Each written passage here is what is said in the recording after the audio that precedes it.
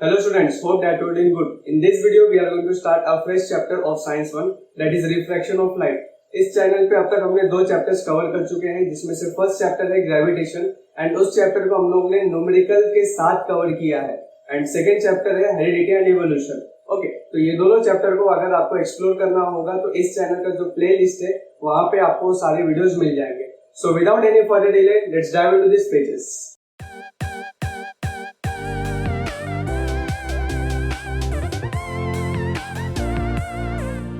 अब हम स्टार्ट करते हैं पेज नंबर 73. इस पेज पे हमें रिफ्रैक्शन ऑफ लाइट क्या होता है इसके बारे में बताया गया. तो ये कंसेप्ट समझने के पहले कुछ क्वेश्चंस है, कुछ कैन यू रिकॉल के क्वेश्चंस है, उसको हम लोग देख लेते हैं. जिसमें से फर्स्ट क्वेश्चन है what is reflection of light.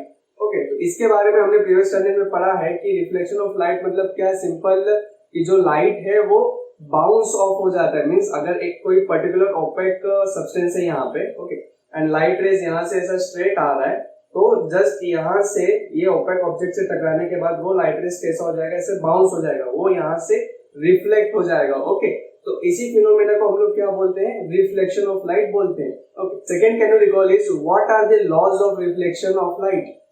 Okay, तो इसके बारे में भी हमने प्रीवियस स्टैंडर्ड में देखा है. टोटल 3 लॉज ऑफ रिफ्लेक्शन है जिसमें से फर्स्ट ये बोलता है कि incident ray, reflected ray and the normal. ध्यान से सुनिएगा, incident ray, reflected ray and the normal are on the same plane. Okay, ये जो तीनों रेज होते हैं ये तीनों रेज सेम प्लेन पे होते हैं. ओके, सेकेंड लॉ ये बोलता है कि incident ray and reflected ray are on the opposite side of the normal. Okay, normal का जो लाइन होता है, परपेंडिकुलर वाला जो लाइन होता है, इस लाइन के ऑपोजिट साइड में इंसिडेंट रे प्रेजेंट रहता है इस साइड में, एंड इस साइड में क्या प्रेजेंट रहता है, हमारा रिफ्लेक्टेड रे प्रेजेंट रहता है. ओके, थर्ड लॉ ये बोलता है कि angle of incidence and angle of reflection ये दोनों क्या होते हैं, सेम होते हैं. ओके, तो ये तीनों लॉज ऑफ रिफ्लेक्शन आपने प्रीवियस स्टैंडर्ड में देखा होगा. एंड एक और चीज हमने पढ़ा है कि जो लाइट होता है वो स्ट्रेट लाइन में ट्रेवल करता है. Okay, means light travels in a straight direction. Okay, and इसी के वजह से शैडोज का फॉर्मेशन भी होता है.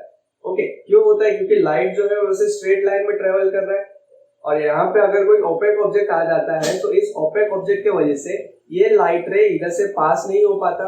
ओके, जिसके वजह से ये ओपेक ऑब्जेक्ट का पीछे क्या बनता है, शैडो बनता है.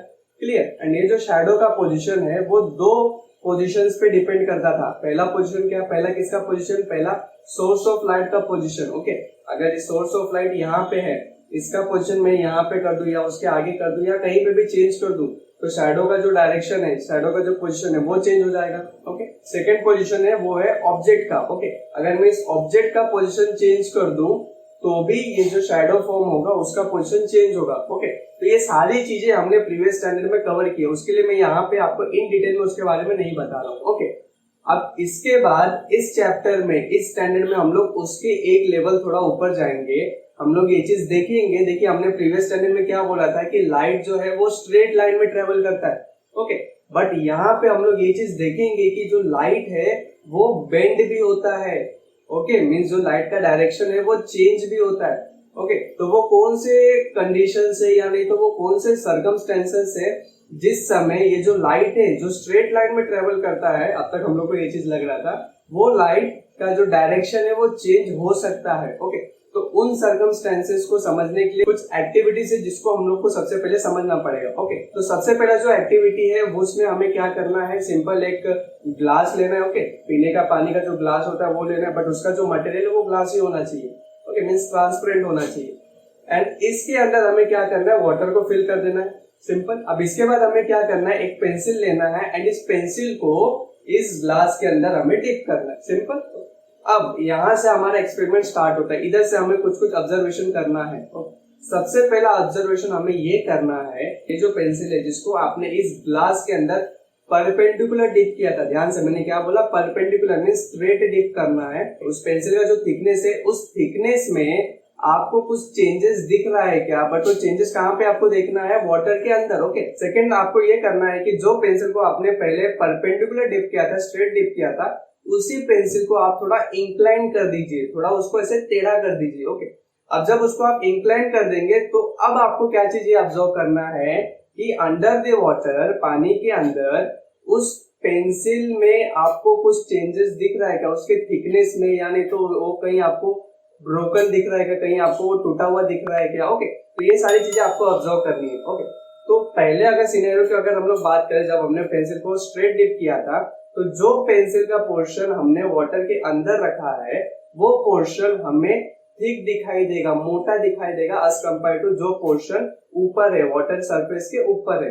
ओके, सेकेंड सिनेरियो में हमने क्या किया था, इसी पेंसिल को थोड़ा टिल्ट कर दिया, थोड़ा इंक्लाइन कर दिया। क्लियर। अब उसको इंक्लाइन करने के बाद जो पेंसिल का पोर्शन वाटर के अंदर है वो हमें ब्रोकन दिखता है। ओके, वो हमें ऐसा दिखेगा कि वो पेंसिल वाटर के अंदर जाने के बाद टूट चुका है। ओके, एंड सेकेंड वो थिकनेस तो हमें दिखेगा ही। ओके, जैसा पहले सिनेरियो में हमें दिख रहा था वैसे सेम सेकेंड सिनेरियो में भी हमें वो थिक दिखेगा। क्लियर। तो ये हमारा पहला एक्टिविटी हो गया, कौन सा, ग्लास एंड पेंसिल वाला एंड वाटर वाला। क्लियर। अब हम आते हैं सेकेंड एक्टिविटी पे। तो सेकेंड एक्टिविटी में हमने क्या करना है, एक मेटेलिक वेसल लेना है। ओके, मेटेलिक वेसल मतलब सिंपल एक प्लेट लेना है, मेटेलिक प्लेट लेना है, एंड उस प्लेट के अंदर हमें एक 5 रुपए का कॉइन रखना है। ओके, इस प्लेट को एंड इस कॉइन को हमें मूव नहीं करना है, पहला कंडीशन। ओके, अब हमें क्या करना है, सिंपल उस कॉइन को देखना है। ठीक है, आप उस कॉइन को देख रहे हैं।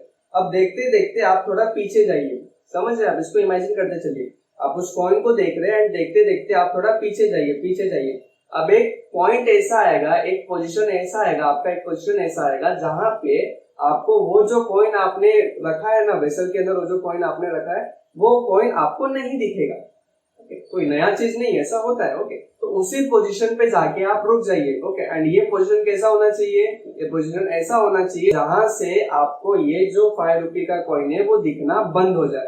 क्लियर। अब आप क्या करिए, आप अपने फ्रेंड को बोलिए कि इस मेटेलिक वेसल के अंदर पानी डालने के लिए।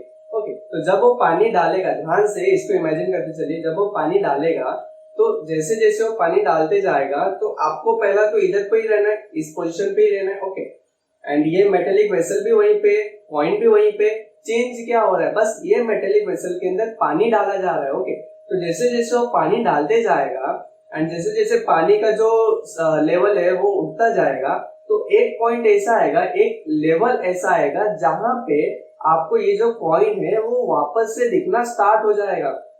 समझ रहे हैं आप, ये कोई नया चीज नहीं है, हमारे साथ डे टू डे लाइफ में होता है। ओके, बट समझने वाली बात ये है, पहले एक्टिविटी में क्या हुआ था कि जो पेंसिल है वो वाटर के अंदर जाने के बाद उसका थिकनेस बढ़ चुका था। वाटर के अंदर जाने के बाद जब हमने उसको टिल्ट किया तो वो हमें ब्रोकन दिख रहा था। ओके, अभी सेकेंड एक्टिविटी में क्या हुआ कि आप वहीं पे खड़े हैं, बट यहीं से पहले आपको वो कॉइन विजिबल नहीं था जब उसके अंदर पानी नहीं डाला गया था, बट जैसे उसके अंदर पानी डाला गया आपको वो कॉइन विजिबल होना स्टार्ट हो गया।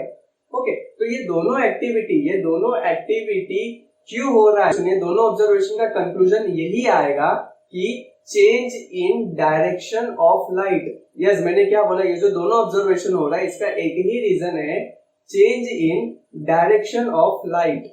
ओके, तो लाइट का डायरेक्शन चेंज होने की वजह से हमें ये ऑब्जर्वेशन होते हैं।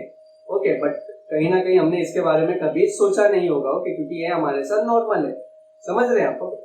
अब इसके बाद देखिए, हमने प्रीवियस स्टैंडर्ड में क्या पढ़ा था कि जो लाइट है वो स्ट्रेट लाइन में पास होता है। ओके, एंड अभी हमने क्या देखा है कि जो लाइट है उसका डायरेक्शन चेंज भी होता है, मींस जो लाइट है वो बेंड भी होता है। ओके, तो आप कौन सा मानोगे, आप प्रीवियस स्टैंडर्ड का मानोगे या इस स्टैंडर्ड का मानोगे, मींस कौन सी चीजें आपको गलत बताई जा रही है, क्या आपको वो चीज गलत बताया जा रहा है कि लाइट का जो डायरेक्शन है वो चेंज नहीं होता है, वो स्ट्रेट पास होता है, वो थियरी रॉन्ग है, या ये वाला थियरी रॉन्ग है कि जो लाइट है वो बेंड होता है, ये थियरी रॉन्ग है। ओके, तो एक्चुअल में दोनों में से कोई भी थियरी रॉन्ग नहीं है। यस, दोनों में से कोई भी थियरी रॉन्ग नहीं है। लाइट जो है वो स्ट्रेट लाइन में पास होता है, ये भी बरोबर है, और जो लाइट है वो बेंड भी होता है, उसका डायरेक्शन चेंज होता है, ये भी सही है। ओके, तो अब ये दोनों चीजें कैसे पॉसिबल है, तो इसका आंसर आता है मीडियम्स में। ओके, अब ये मीडियम क्या है, तो मीडियम सिंपल वो स्पेस है जहां से लाइट पास होता है। अभी फॉर एग्जांपल ये मेरे अगल बगल में एयर है, एयर, तो ये एयर के थ्रू लाइट पास हो रहा है। ओके, तो ये एयर क्या हो गया, एक मीडियम हो गया। समझ रहे हैं आप। सेकेंड आप एग्जांपल ले लीजिए मीडियम का, वाटर के अंदर से भी लाइट पास होता है। ओके, थर्ड आप ले लीजिए ग्लास, जो ग्लास होते हैं, जो ट्रांसपेरेंट ग्लास होते हैं, उसके अंदर से भी लाइट पास होता है। ओके, तो एयर हो गया, वाटर हो गया, ग्लास हो गया, और एक्सेट्रा एक्सेट्रा, ये सारी चीजें क्या होती है, इन सबको हम क्या बोलते हैं, मीडियम्स बोलते हैं। ओके, तो मीडियम्स क्या है, सिंपल वो स्पेस है जहां से लाइट रे पास होंगी। ओके, अब ये मीडियम्स के बारे में मैंने आपको यहाँ पे क्यों बताया, इसलिए बताया कि जो हमने पहले पढ़ा था कि लाइट स्ट्रेट लाइन में पास होता है, तो वहां पे कंडीशन ये था कि मीडियम चेंज नहीं होना चाहिए। ओके, मैंने क्या बोला कि लाइट स्ट्रेट लाइन में तभी पास होगा जब मीडियम चेंज नहीं होगा। ओके, मीन्स अगर एयर मीडियम ही है केवल, समझे आप इसको, केवल एयर मीडियम है या केवल वाटर मीडियम है या केवल ग्लास मीडियम है, ओके, मीन्स मीडियम में चेंजेस नहीं हो रहा है। ओके, तो उस मीडियम के अंदर जो लाइट का डायरेक्शन है वो स्ट्रेट रहेगा। ओके, एंड सेकेंड, इस स्टैंडर्ड में अभी हमने क्या देखा कि लाइट का डायरेक्शन चेंज होता है, लाइट बेंड होता है, एंड ये कब होगा, जरा गेस करिए ये कब होगा। यस, ये तब होगा जब मीडियम चेंज होगा। ओके, तो अगर मैं ये पूरी चीजों को, आपने जो प्रीवियस स्टैंडर्ड में पढ़ा है एंड अभी जो आपने पढ़ा, ये पूरी चीजों को अगर मैं कंक्लूड करूं तो सिंपल यही चीज निकल के आएगा कि अगर मीडियम चेंज नहीं हो रहा है तो उस मीडियम के अंदर लाइट स्ट्रेट लाइन में पास होगा। ओके, एंड अगर मीडियम चेंज हो रहा है मीन्स जो लाइट है वो एक मीडियम से दूसरे मीडियम में ट्रेवल कर रहा है, तब जो लाइट का डायरेक्शन है वो चेंज होगा। ओके, एंड कहीं ना कहीं ये जो दोनों एक्टिविटी अभी हमने देखा, ये दोनों एक्टिविटी में मीडियम्स चेंज हो रहे हैं। ओके, किस तरीके से, तो पहले वाले एक्टिविटी में हमने ग्लास लिया था, हमने वाटर लिया था, हमने पेंसिल लिया था, एंड लाइट रेस कहां से कहां पास हो रहे थे उसके लिए जरा एज्यूम करिए।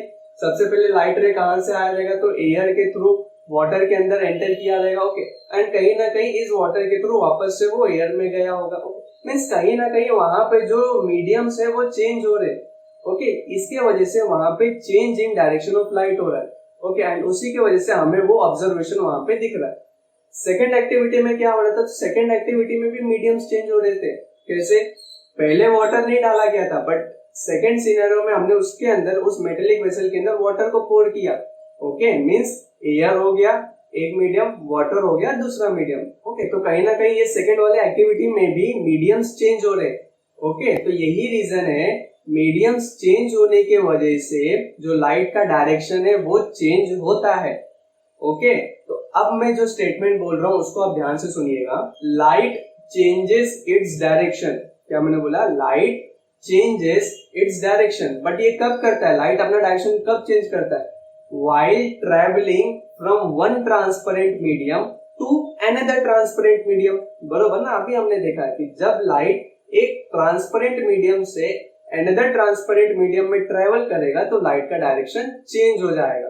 ओके, एंड इसी फिनोमेना को, ध्यान से, इसी फिनोमेना को हम लोग क्या बोलेंगे, रिफ्रैक्शन ऑफ लाइट बोलेंगे। ओके, तो रिफ्रैक्शन ऑफ लाइट क्या है कि light changes its direction while traveling from one transparent medium to another transparent medium. This is called as refraction of light. Okay, तो थोड़ा और डिटेल में, थोड़ा और रिफ्रैक्शन ऑफ लाइट के बारे में हम लोग समझेंगे एक्टिविटी 3 में। ओके, तो एक्टिविटी 3 में हम लोग क्या करने वाले हैं, सिंपल एक पेपर लेंगे।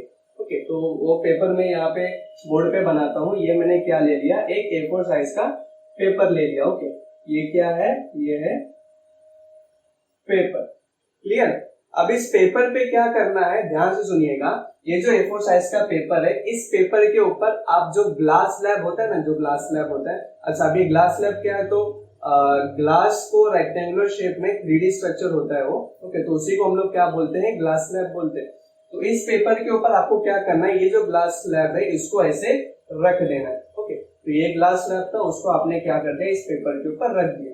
क्लियर, अब आपको क्या करना है कि ये जो ग्लास स्लैब है जो आपने पेपर के ऊपर रखा है, इस ग्लास स्लैब का जो साइड है, टोटल कितना साइड होगा, क्योंकि रेक्टेंगुलर शेप का है तो टोटल 4 साइड होगा। ओके, तो ये चारों साइड को आपको ड्रॉ कर देना है। ओके, तो आपने ग्लास स्लैब रखा है एंड आपने उस ग्लास स्लैब का हेल्प लेके उसका जो चारों साइड था आपने ऐसे ड्रॉ कर दिया, समझा आपने। ओके, अब आप क्या करिए, ये जो ग्लास स्लैब आपने रखा था जिसका हेल्प लेके आपने ये चारों साइड ड्रॉ किया था, उस ग्लास स्लैब को ऐसे उठाइए एंड वापस से इधर पे ऐसे साइड में रख दीजिए, समझा आपने, एकदम प्रैक्टिकल। ओके, तो इसको थोड़ा हम लोग नेमिंग कर देते, ये है PQRS।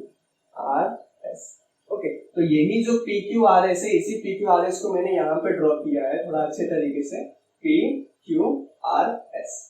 ओके, अब सेकंड हमने क्या करना है, ये जो PQ वाला साइड है, इस PQ वाले साइड पे आपको एक इंक्लाइंड लाइन ड्रॉ करना है। इंक्लाइंड मींस ऐसा टिल्ट होना चाहिए।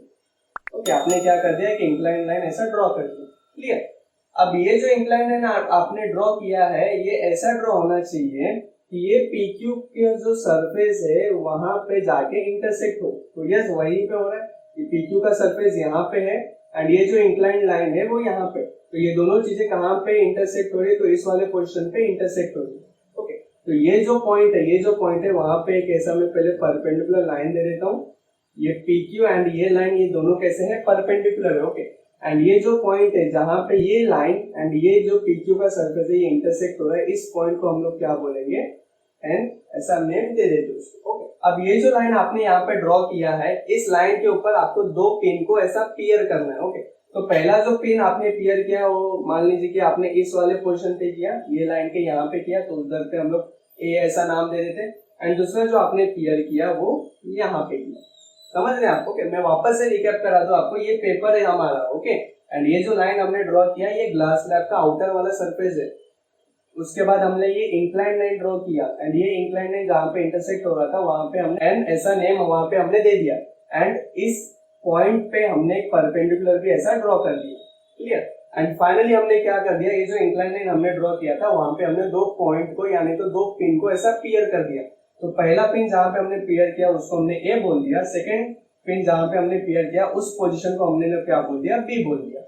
ओके, अब आपको क्या करना है, अब वापस से ये जो ग्लास स्लैब आपने यहाँ पे साइड में रखा था, इस ग्लास स्लैब को वापस से लीजिए एंड वापस से उसी पोजीशन पे आप इसको एडजस्ट कर दीजिए। ये जो आउटर एज था, इसी आउटर एज के हिसाब से आप वापस से इस ग्लास स्लैब को ऐसे अरेंज कर दीजिए। ओके, अब क्या क्या चीजें हो चुकी है यहाँ पे, तो पेपर है, पेपर के ऊपर हमारा एक्चुअल ग्लास स्लैब प्रेजेंट है एंड इसके साथ ए वाले पोजीशन पे एक पिन प्रेजेंट है एंड बी वाले पोजीशन पे दूसरा पिन प्रेजेंट है। ओके, अब आपको क्या करना है, अब आपको थोड़ा सा ऑब्जर्वेशन करना है। ओके, अब ये ऑब्जर्वेशन कैसा होना चाहिए, तो ये ऑब्जर्वेशन कुछ ऐसा करना है आपको, ये जो ग्लास स्लैब है, इस ग्लास स्लैब के इस वाले साइड पे आपने ये दोनों पिन को रखा है, ये दोनों पिन को पियर किया है। ओके, तो आपको ये जो ग्लास स्लैब है उसके ऑपोजिट साइड पे पिन आपने इस साइड पे पियर किया, तो आपको क्या करना है, ये ग्लास स्लैब के इस वाले साइड से, नीचे साइड से आपको ये पिन को ऑब्जर्व करना है। ओके, आपको ये पिन दिखेगा, यस, क्यों दिखेगा, क्योंकि ये ग्लास स्लैब है, ट्रांसपेरेंट मीडियम है। ओके, तो आपको सिंपल क्या करना है कि ये ग्लास स्लैब के थ्रू आपको ये पिन्स को ऑब्जर्व करना है। ओके, एंड ऑब्जर्व करने के बाद आपको उनके पोजीशन को मार्क कर लेना है। ओके, तो उस ऑब्जर्वेशन के बाद आपको ये चीज समझेगा कि ये जो बी है ना, ये जो बी वाला जो पिन है वो कहीं ना कहीं आपको यहाँ पे दिख रहा है। ओके, कहीं ना कहीं आपको यहाँ पे दिख रहा है, जैसे हम लोग एजम्पशन कर रहे हैं।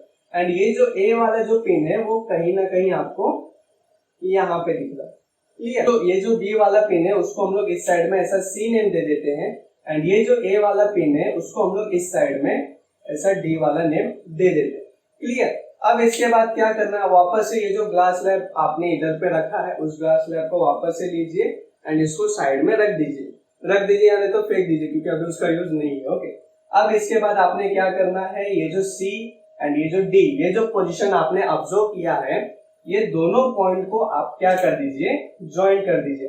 एंड ज्वाइन करने के बाद ये जो लाइन, ये ज्वाइन कर दिया आपने। ओके, एंड ज्वाइन करने के बाद ये जो लाइन आ रहा है इसको थोड़ा आप एक्सटेंड कर दीजिए आरएस वाले सरफेस तक। तो इसको मैंने थोड़ा ऐसे एक्सटेंड कर दिया आरएस वाले सरफेस तक। ओके, अब इसके बाद वापस से सेम इसके जैसा ये आरएस वाला सरफेस एंड ये वाला जो लाइन वो इंटरसेक्ट हो रहे कहाँ पे, तो एट पॉइंट एम बोल देते इसको हमने एन बोला था तो इसको हम लोग एम बोल देते हैं। ओके, एंड इसके बाद हम क्या करेंगे कि ये आरएस से एक ऐसा परपेंडिकुलर हम लोग ऐसा ड्रॉ कर देंगे। ओके, तो ये पूरी चीजें मैंने यहाँ पे अच्छे तरीके से ड्रॉ किया। ये हमारा P Q R S glass slab का स्लाइड हो गया, ये हमारा एबी वाला लाइन हो गया यानी तो एबी वाले पिन हो गए, ये हमारा सीडी वाले पिन हो गया और उसको हमने ज्वाइन कर दिया यहाँ पे ये सरफेस पे जिसको हमने एम बोल दिया, एंड यहाँ पे एक परपेंडिकुलर भी हमने ड्रॉ कर दिया है। सेम इधर पे एन हो गया हमारा एंड यहाँ पे ये परपेंडिकुलर भी हो चुका है। ओके, अब आपको क्या करना है कि ये जो पेपर है ना, क्योंकि ये पेपर है तो आपको क्या करना है, ये जो अंदर वाला जो आपने एम एंड एन इसको आपने क्या कर देना है, ज्वाइन कर देना है। तो इसको मैं ऐसा ज्वाइन कर देता हूँ। ओके, तो ये m और n को मैंने ज्वाइन कर दिया यहाँ पे। ओके, तो ये मेरा m हो गया, ये मेरा n हो गया, ये दोनों को मैंने क्या कर दिया यहाँ पे ज्वाइन कर दिया। क्लियर? अब यहाँ पे हमारा एक्चुअल ऑब्जर्वेशन चालू होता है। अब आपका पूरा ध्यान इस वाले डायग्राम पे होना चाहिए। ये हमारा AB ये वाले पिन हो गए, ये CD वाले ये वाले पिन हो गए। आपने क्या करना है, आपने बस ये जो लाइन है ना, ये जो लाइन AB वाला जो लाइन है एंड ये जो लाइन है CD वाला लाइन, ये दोनों लाइन को जरा आप ध्यान से देखिए। ओके, थोड़ा नेम कर देते हैं हम लोग। तो इस AB वाले लाइन को हम लोग क्या बोलेंगे, इसको हम बोलेंगे इंसिडेंट रे। ओके, एंड इस CD वाले लाइन को हम लोग क्या बोलने वाले, इसको हम लोग बोलेंगे एमर्जेंट रे। ओके, अच्छा, इसको हम इंसिडेंट रे क्यों बोल रहे हैं, ये चीज समझना जरूरी है, क्योंकि ये जो लाइट है, ये जो लाइट है वो इस वाले सरफेस पे इंसिडेंट हो रहा है। ओके, फर्स्ट टाइम इंसिडेंट हो रहा है, मींस लाइट रे कहां से कहां आ रहा है, तो जो लाइट रे है वो कहीं ना कहीं एयर से, फर्स्ट मीडियम क्या हो गया हमारा, एयर हो गया, तो कहीं ना कहीं एयर से कहां पे एंटर कर रहा है, वो ग्लास में एंटर कर रहा है। ओके, तो इसके लिए ये जो लाइट होगा इसको हम लोग क्या बोलेंगे, यहाँ पे इंसिडेंट रे बोलेंगे। ओके, एंड फाइनली यही इंसिडेंट रे एयर से ग्लास में जाने के बाद एंड ग्लास से वापस से कहां पे आ गया, एयर में आ गया। इसके लिए हम लोग यहाँ पे इस रे को क्या बोलने वाले हैं, एमर्जेंट रे बोलने वाले, क्योंकि ये एमर्ज हो गया, बाहर निकल गया। ओके, तो लाइट के इस पोर्शन को हम लोग क्या बोलेंगे, इंसिडेंट बोलेंगे, क्योंकि ये फर्स्ट टाइम इंसिडेंट हो रहा है। एंड लाइट के इस पोर्शन को हम लोग क्या बोलेंगे, एमर्जेंट रे बोलेंगे, क्योंकि वो लाइट एयर से ग्लास में जाने के बाद वापस से एयर में आ चुका है। ओके, तो इसलिए हम लोग इसको क्या बोलने वाले हैं, एमर्जेंट रे बोलने वाले। ओके, अब यहाँ पे अगर आप ध्यान से देखेंगे तो यहाँ पे टोटल दो जगह पे रिफ्रैक्शन हो रहा है। यस, रिफ्लेक्शन क्या था, change in direction of light था। ओके, तो यहाँ पे दो जगह पे लाइट का डायरेक्शन चेंज हो रहा है। पहला कहाँ, तो पहला ये PQ वाले सरफेस पे, पहला इस वाले सरफेस पे, और दूसरा कहाँ हो रहा है, ये RS वाले सरफेस पे। ओके, किस तरीके से लाइट का डायरेक्शन चेंज हो रहा है, तो जरा देखिए, ये इंसिडेंट रे का जो डायरेक्शन था वो ऐसा स्ट्रेट था, बरोबर, एंड यही लाइट ग्लास में आने के बाद उसका डायरेक्शन थोड़ा अंदर के साइड हो चुका है। ओके, अच्छा, एक और चीज मैं आपको बता दूं, ये जो परपेंडिकुलर लाइन है, ये जो परपेंडिकुलर लाइन है, इसको हम लोग क्या बोलेंगे, नॉर्मल बोलेंगे। ओके, तो उसी तरीके से ये जो परपेंडिकुलर लाइन है इसको भी हम लोग क्या बोलने वाले हैं, नॉर्मल बोलने वाले। ओके, तो इस वाले नॉर्मल को हमने क्या नेम किया, एन, एंड इस वाले नॉर्मल को हमने क्या नेम किया, एम। ओके, अब वापस से आ जाइए, ये जो इंसिडेंट रे था जिसका डायरेक्शन ऐसा स्ट्रेट था, वो इंसिडेंट रे ग्लास में आने के बाद थोड़ा नॉर्मल की तरफ बेंड हो चुका है। कैसे बेंड हो चुका है, तो आप देखिए कि अगर ये इंसिडेंट रे ऐसा स्ट्रेट पास होता, ग्लास में भी ऐसा स्ट्रेट जाता, तो ये कहीं ना कहीं कुछ ऐसे डायरेक्शन में ऐसा ट्रेवल करता। ओके, बट नहीं, ऐसा नहीं हो रहा है, ये एक्चुअल पाथ से थोड़ा अंदर के साइड मूव हो चुका है, नॉर्मल की तरफ मूव हो चुका है। ओके, तो कहीं ना कहीं इस वाले पोजीशन पे, यानी तो ये PQ वाले सरफेस पे जो लाइट का डायरेक्शन है वो चेंज हो चुका है, वो चेंज हो चुका है। ओके, तो इसके लिए हम ऐसा बोल सकते हैं कि इस वाले सरफेस पे रिफ्रैक्शन हो रहा है। ओके, सेकंड रिफ्रैक्शन कहाँ पे हो रहा है, तो ये RS वाले सरफेस पे हो रहा है। ओके, किस तरीके से, तो देखिए कि लाइट रे ग्लास के अंदर ऐसा स्ट्रेट ट्रेवल कर रहा था, बट जैसे ही ये लाइट एयर में आ गया तो वो ये जो नॉर्मल है उससे थोड़ा दूर हो चुका है। ओके, किस तरीके से, तो ये देखिए, अगर इसको मैं ऐसा स्ट्रेट ड्रॉ कर दूं तो ये कैसा जाएगा, समथिंग इस तरीके से जाएगा। ओके, अगर ये स्ट्रेट पास होता तो ये समथिंग ऐसा ट्रेवल होना चाहिए था, बट नहीं, ऐसा नहीं हो रहा, ये जो नॉर्मल है उससे दूर हो चुका है। ओके, तो कहीं ना कहीं इस वाले पोजीशन पे भी जो लाइट का डायरेक्शन है वो चेंज हो रहा है। ओके, एंड हमने ये चीज पढ़ा भी, अभी हमने ये चीज देखा कि लाइट का डायरेक्शन कब चेंज होता है, जब लाइट एक मीडियम से दूसरे मीडियम में, मींस एक ट्रांसपेरेंट मीडियम से दूसरे ट्रांसपेरेंट मीडियम में ट्रेवल करती है, तब लाइट का डायरेक्शन चेंज होता है। ओके, तो कहीं ना कहीं इस वाले पोजीशन पे, ये एन वाले पोजीशन पे लाइट एयर से कहां पे ट्रेवल कर रही है, ग्लास में कर रही है, इसके लिए यहाँ पे लाइट का डायरेक्शन चेंज हो गया। ओके, एंड ये एम वाले पोजीशन पे लाइट ग्लास से वापस से एयर में जा रही है। ओके, तो इसके लिए यहाँ पे भी लाइट का डायरेक्शन चेंज हो रहा है। ओके, तो दो पोजीशन पे आपको रिफ्लेक्शन ऑफ लाइट दिख रहा है इस डायग्राम में। पहला ये एन वाले पोजीशन पे एंड दूसरा ये RS के एम वाले पोजीशन पे। ओके, तो ये जो फर्स्ट रिफ्रैक्शन हो रहा है यहाँ से, ये PQ वाले पे जो फर्स्ट रिफ्रैक्शन हो रहा है उसका एंगल ऑफ इंसिडेंस क्या है, मेरा ये है स्मॉल आई, एंड ये जो सेकंड रिफ्रैक्शन हो रहा है उसका एंगल ऑफ इंसिडेंस क्या है, तो ये I1। ओके, अच्छा मैंने इधर पे I एंड इधर पे I1 ऐसा अलग अलग टर्म क्यों यूज किया, क्योंकि ये दोनों का एंगल अलग अलग है। ओके, अब इसके बाद देखिए हमने अभी अभी एक चीज देखा कि पहला रिफ्रैक्शन इस वाले पोजीशन पे हो रहा है एंड सेकंड रिफ्रैक्शन इस वाले पोजीशन पे हो रहा है। ओके, तो ये जो पहला रिफ्रैक्शन हो रहा है यहाँ पे जो लाइट का डायरेक्शन चेंज हो रहा है तो कितना हो रहा है, तो देखिए इसका एक्चुअल पाथ ये होना चाहिए था, बट ये यहाँ से पास हो रहा है, तो लाइट का डायरेक्शन कितना चेंज हो गया, इतना समथिंग चेंज हो गया। ओके, सेकेंड जो रिफ्लेक्शन हो रहा है वो यहाँ पे हो रहा है किस तरीके से, तो लाइट को कहाँ से ट्रेवल करना चाहिए था, तो इस वाले लाइन से ट्रेवल करना चाहिए था, बट वो कहाँ से कर रही है, ये ब्लू वाले लाइन से कर रही है। ओके, मीन्स कितना डेविएशन हुआ, तो समथिंग इतना डेविएशन हुआ है। ओके, तो ये जो डेविएशन है ध्यान से, मैं इस जगह पे डेविएशन की बात कर रहा हूँ कि इस पोजीशन पे लाइट कितना डेविएट हुआ एंड इस पोजीशन पे भी लाइट कितना डेविएट हुआ, ये दोनों जो एंगल होगा ना, ये दोनों एंगल जो होगा डेविएशन का, ये दोनों एंगल सेम होगा। ओके, तो इसके वजह से कहीं ना कहीं हम ऐसा बोल सकते हैं कि ये जो मेरा एंगल आई है, ये जो मेरा एंगल आई है वो इस एंगल ई से इक्वल है। ओके, क्यों इक्वल है, क्योंकि जितना डेविएशन, जितना change in direction of light इस पोजीशन पे हो रहा है उतना ही change in direction of light इस पोजीशन पे भी हो रहा है। ओके, इसी के लिए ये जो मेरा एंगल आई है, एंगल ऑफ इंसिडेंस है, वो सेम है किसके, एंगल ऑफ ई से। एंगल ऑफ ई क्या है, एंगल ऑफ एमर्जेंस। ओके, तो वही चीज मैंने यहाँ पे लिखा है कि एंगल आई जो है वो इक्वल है किसके, एंगल ई के। ओके, अब इसके बाद एक और चीज आप समझ लीजिए, देखिए हमने प्रीवियस स्टैंडर्ड में क्या पढ़ा था कि लाइट का डायरेक्शन चेंज नहीं होता, बट कब नहीं होगा, जब मीडियम चेंज नहीं होगा। ओके, तो अगर आप केवल ये ग्लास मीडियम में देखें, केवल आप ये ग्लास मीडियम में देखें, तो कहीं ना कहीं इस ग्लास मीडियम के अंदर लाइट का डायरेक्शन चेंज नहीं हो रहा है। ओके, एंड वैसा होना भी चाहिए। ओके, तो क्योंकि इसके अंदर लाइट का डायरेक्शन चेंज नहीं हो रहा है, इसके लिए यहाँ पे जो एंगल्स है ना, पहला एंगल क्या है, आर क्या है, angle of refraction.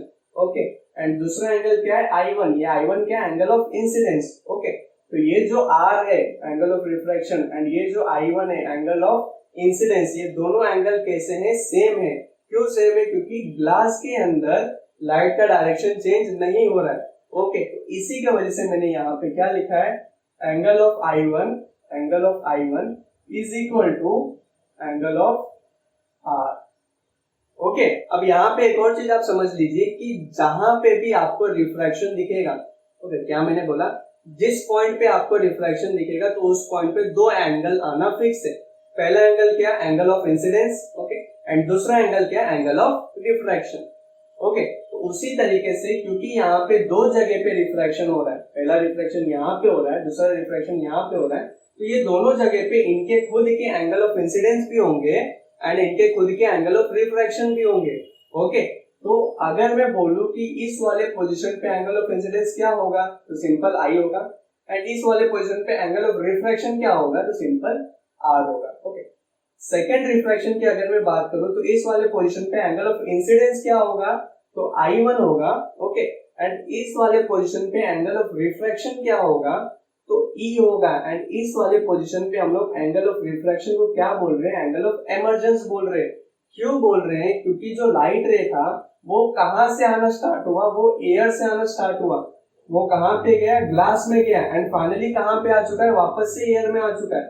Okay, means जहां से शुरू किया था वहीं पे वापस आ चुका है। ओके, तो इसी के लिए हम लोग इस जगह पे इस एंगल को क्या बोलने वाले हैं, एंगल ऑफ एमर्जेंस बोलने वाले हैं। ओके, और एक चीज आप यहाँ पे अगर नोटिस करेंगे तो ये जो इंसिडेंट रे है, अगर इस इंसिडेंट रे को मैं ऐसा स्ट्रेट लेके जाऊं, ऐसा स्ट्रेट मैं इसको अगर पास करूं तो ये कहीं ना कहीं ये ब्लू वाले लाइन को ऐसे मैच होगा। ओके, अब जरा आप ध्यान से देखिए, ये जो एमर्जेंट रे था मेरा, ये जो CD जो एमर्जेंट रे था, ये कहीं ना कहीं इस AB वाले के एक्सटेंशन से पैरेलल चल रहा है। ओके, मींस ये वाला जो रे है एंड ये जो एमर्जेंट रे है, ये दोनों रे कहीं ना कहीं पैरेलल चल रहा है। ओके, मींस मैं ऐसा बोल सकता हूँ कि इंसिडेंट रे एंड एमर्जेंट रे ये दोनों क्या है, पैरेलल है।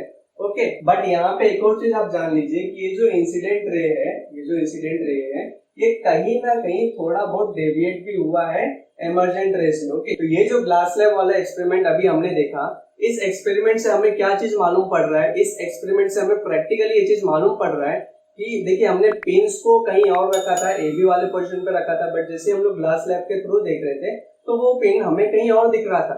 ओके, तो उस हिसाब से हमें ये चीज क्लियर हो गया कि यस लाइट का डायरेक्शन चेंज हो रहा है। ओके, एंड इसके बाद कुछ टर्मिनोलॉजीज भी हमने इस एक्सपेरिमेंट के थ्रू, इस एक्टिविटी के थ्रू देखा।